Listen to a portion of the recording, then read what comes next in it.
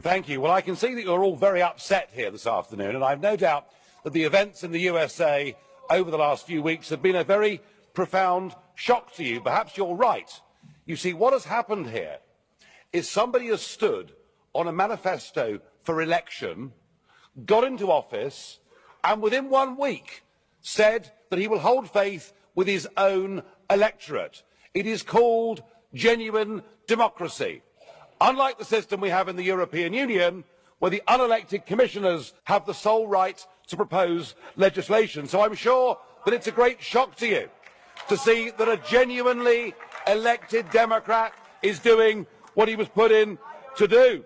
And out of institutional respect, President, to the truth, perhaps you will understand and agree with me that within the European form of lawmaking, it is the unelected Commission that have the sole right to propose legislation. If I'm wrong in saying that, you can throw me out of this Parliament right here, right now, this afternoon. I am just asking you to be a little bit more respectful, please. Prego, Thank you. You may continue. Oh, I'll be respectful, all right, and perhaps you will be too, for the right of the leader of a political party that won the European elections in the United Kingdom in 2014. Now, it seems to me that actually, with all the anti-Trump rhetoric that is coming from everywhere, actually what we're hearing is the true nature of the European project, which is genuine anti-Americanism. Trump is motivated by protecting the United States of America from Islamic terrorism, whereas what has happened in this room and in governments around Europe is you have welcomed these people into your own homes.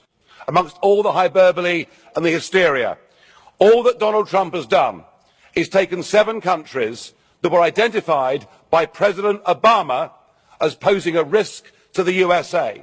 Obama already had put in place extreme vetting. What Trump has done is for 90 days to say, let's examine that vetting and see whether it's good enough. With your faux outrage today, where were you when Obama in 2011 banned any Iraqi from going into the country for 6 months? Why do I hear no criticism in this chamber or from the Commission of Saudi Arabia, Kuwait, Bahrain and others who refuse to take a single, not one, refugee or displaced person from Syria? And how can it be that on Holocaust Day, last Friday, not a single one of you criticised the 16 countries in the world that ban Israeli Jews from even going to their country on holiday? What is this hypocrisy? All of us here say we're Democrats.